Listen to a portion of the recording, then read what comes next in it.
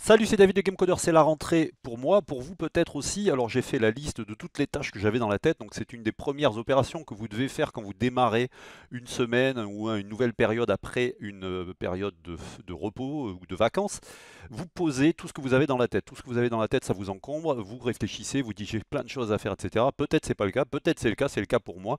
Vous posez toute cette liste donc avec un outil par exemple comme Evernote, vous faites une checklist et ensuite, on va voir maintenant tout de suite comment vous allez pouvoir piocher là-dedans, parce que là, il y en a beaucoup. Donc là, depuis ce matin, je pourrais être totalement en panique. Ça m'a effleuré l'esprit un instant. Mais non, parce que j'ai une technique, j'ai une matrice de prise de décision. C'est la matrice Eisenhower. Je vous montre ça tout de suite.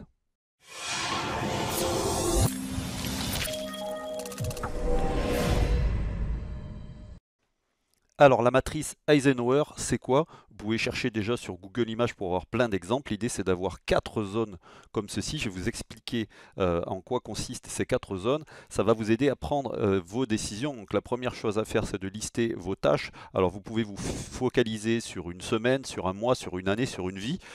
L'idée c'est de ne pas tout mélanger, c'est de se focaliser sur quelque chose. Donc par exemple une thématique. Donc vous avez des tâches à faire cette semaine. Quelles sont ces tâches-là? Vous les listez. Vous voulez savoir quelles sont celles que vous allez devoir traiter en priorité ou pas, celles qui vont avoir un impact sur votre vie ou pas, et vous allez utiliser la technique de la matrice Eisenhower. Alors par contre, il y a plein de façons d'imaginer cette matrice. Il va falloir faire preuve de bon sens.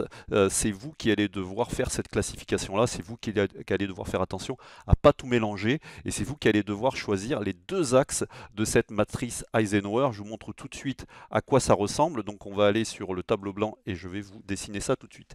Donc l'idée c'est d'avoir quatre zones. Donc tout simplement vous tracez une croix et vous avez vos quatre zones. D'accord? Donc vous avez une zone ici, une zone ici, une zone ici et une zone ici. Ça, c'est les quatre zones. Donc on va se focaliser maintenant sur qu'est-ce qu'on écrit dans ces quatre zones. Pour savoir ce que vous allez écrire dans ces quatre zones, en tout cas dans quelle zone vous allez écrire vos tâches, vous allez tracer deux axes. Vous avez un axe ici et vous avez un axe ici. Et on va voir qu'il peut y avoir un troisième axe, genre un troisième critère, puisque j'ai imaginé ça, je ne sais pas si c'est dans la technique d'origine, mais moi je l'ai utilisé. Donc par exemple, vous allez avoir des tâches, le classique hein, que vous voyez dans la description de Eisenhower, la classique Eisenhower, c'est urgent, important. Donc on va revenir là-dessus. Donc par exemple, ici ça va être urgent, ici ça va être important. Donc plus c'est en haut, plus c'est urgent, plus c'est à droite, plus c'est important. Et vous allez placer vos tâches par rapport à ça. Mais on peut avoir complètement d'autres critères. Donc par exemple, on va avoir, moi j'aime pas l'urgence et l'important. Donc pour moi c'est à peu près la même chose. Urgent et important, pour moi je considère les choses de la même manière. Et j'aime pas du tout l'urgence. Donc c'est plutôt, est-ce que c'est important pour moi? Donc moi par exemple, ce que je vais faire, c'est pas du tout dans ce sens-là. Ce que je vais plutôt avoir comme critère, ça va être par exemple, l'impact que ça va avoir par exemple sur mon business. Et ensuite, là on va pouvoir avoir l'urgence, on va pouvoir avoir la complexité par exemple. Donc vous voyez, ça c'est une autre vision de classer vos tâches. Donc par exemple, qu'est-ce qui a le plus d'impact dans mon business? Qu'est-ce qui est le plus complexe? Donc c'est le plus long, le plus compliqué. Et on va se focaliser. Donc par exemple, si je mets quelque chose ici, ça veut dire que c'est très complexe et que ça n'a pas d'impact. Donc là c'est la plupart du temps, on va dire que on va éliminer ce qui est dans cette zone-là. Donc il y a toujours une zone, c'est la poubelle. Hein, qu'est-ce qui est le moins bien, par exemple, dans les deux axes que j'ai dessinés ici? C'est que si c'est complexe et que ça n'a pas d'impact, c'est-à-dire que plus c'est vers ici, plus c'est jeté à la poubelle. Et plus c'est vers ici, plus c'est important. Parce que pourquoi? Ça veut dire que si je mets une tâche ici, ça veut dire qu'elle est non seulement elle n'est pas complexe, mais qu'elle a un grand impact. Donc elle va être prioritaire pour moi parce que je vais pouvoir la mettre en place rapidement et elle est prioritaire parce qu'elle a un grand impact. Par contre, il peut y avoir des tâches complexes et qui ont un grand impact. Donc là, par exemple, ça va être de s'organiser. On va pouvoir se dire que pour ces tâches-là, on va devoir s'organiser parce qu'elles sont complexes, mais elles ont un grand impact. Donc peut-être qu'on va, par exemple, déléguer ou découper. D'accord? Ici, qu'est-ce qu'on va avoir? On va avoir des tâches qui sont peu complexes mais qui n'ont pas beaucoup d'impact. Donc on va par exemple y mettre des choses qui peuvent être intéressantes de se débarrasser pour se vider la tête, hein, mais qui n'ont pas tellement d'impact. Donc du coup, ben, on va dire que ici c'est les tâches, je sais pas moi, les tâches bouche-trou. Donc ça c'est moi qui... et donc là c'est go, hein. Donc ça, c'est vous qui allez décider de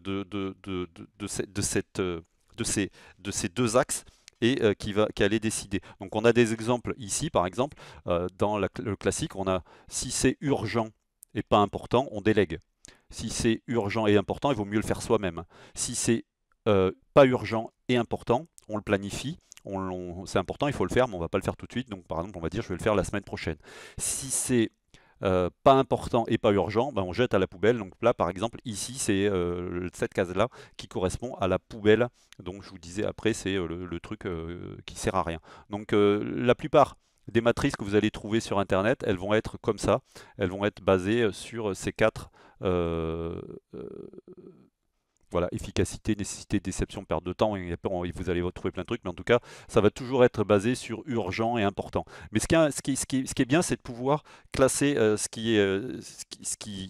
enfin, trouver deux axes qui vont correspondre exactement à votre besoin et qui vont vous permettre de réfléchir. Donc, par exemple, moi, j'aime bien travailler sur la notion d'impact. Donc, par exemple, si vous êtes en train de faire un jeu vidéo, vous allez pouvoir vous dire, on y va, vous êtes en train de créer un jeu vidéo, vous allez peut-être pouvoir mettre ici, est-ce que ça fait avancer votre projet de jeu, cette tâche-là. Et ici, ça va être, est-ce que c'est euh, compliqué? Ou est-ce que est-ce que ça rapporte de l'argent? Alors c'est là que je vais pouvoir vous dire, et là vous me dites, ouais mais ça rapporte de l'argent, ça fait avancer mon projet, mais je ne vois pas si c'est complexe ou pas. Ben, à ce moment-là, vous allez dessiner votre tâche avec un rond, et le rond, plus il va être gros, donc par exemple, si c'est un petit rond, ça veut dire, donc un petit rond, ça va être pas complexe, et un grand rond, ça va être complexe.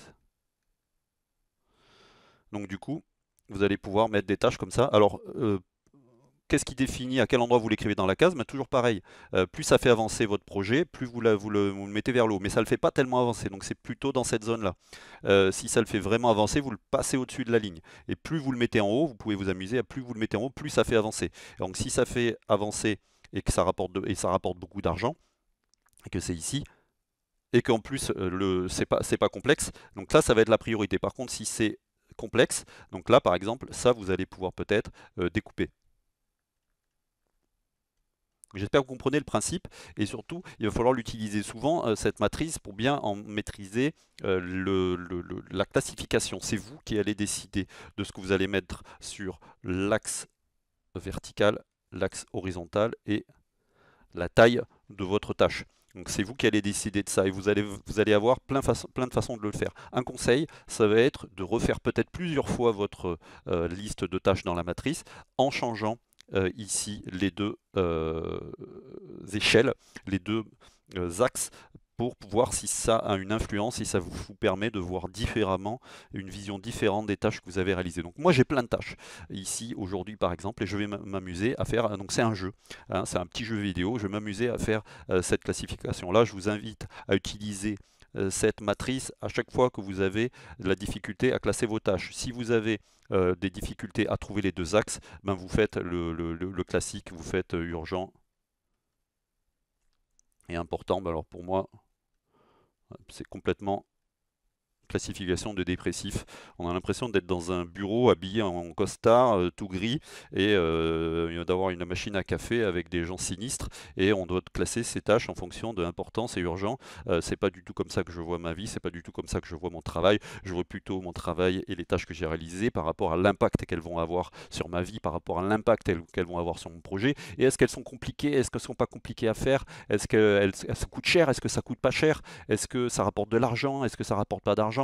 C'est ça qui m'intéresse moi. Est-ce que c'est fun? Vous pouvez aussi ici, par exemple, mettre fun. Donc ben, plus c'est fun et plus ça fait avancer votre projet, ici c'est l'éclate. Voilà, vous voyez? Donc on peut trouver comme ça plein de façons de classifier ces tâches et de manière fun, de manière intéressante, d'une manière qui va vous booster, qui va vous donner de la joie, qui va vous donner de la motivation et non pas qui va vous donner l'impression que vous travaillez dans un bureau, que vous êtes expert comptable et que vous allez vous emmerder à traiter des tâches toutes chiantes. Parce que franchement, une tâche qui est urgente et importante, il faut la faire, mais on n'en a rien à foutre, elle est sûrement très chiante à faire. Donc essayez de classer plutôt vos tâches de manière à ce qu'elles vous éclatent, de manière à ce que vous puissiez y mettre du flow, de la passion dans vos tâches, et c'est ça qui fera avancer votre projet, c'est ça qui vous fera avancer dans la vie. Merci de m'avoir écouté, c'était la matrice d'Eisenhower. Voilà, j'espère que ça vous a fait avancer, que ça va vous aider à prendre des décisions. Donc vous mettez un pouce comme ça sur cette vidéo si ça vous a plu. Vous pouvez vous abonner à ma chaîne. Vous pouvez également rejoindre GameCoder à partir de 19 € par mois. Vous devenez adhérent de la plus grande école de jeux vidéo en ligne. Il y a des ateliers de formation, il y a des stages de formation, il y a des guides de gameplay, il y a des game jams. Il y a plein de contenus qui vont vous permettre de devenir un programmeur de jeux vidéo. Même si vous n'avez jamais programmé, vous allez utiliser les outils, les techniques des pros avec la plus grande facilité. J'essaye de rendre ça le plus accessible possible. C'est accessible à tous et si vous aimez le développement personnel, vous pouvez aller sur la formation puis cliquer sur méthode et développement personnel. Vous avez d'autres techniques, vous avez le Game Coder Challenge qui va vous aider à trouver la passion, à vous focaliser sur votre projet de jeu vidéo et à trouver les priorités également qui vont vous permettre d'arriver au bout de votre projet. La créativité, même quand on est nul en graphisme, s'organiser et gérer un projet en solo, la méthode Pomodoro et d'autres ateliers de développement personnel qui vont venir. Et donc la matrice d'Eisenhower va venir prendre place ici. Je vous remercie. Donc tous les liens sont dans la description de la vidéo. Merci de m'avoir écouté. Croyez en vous. Bon code. Salut.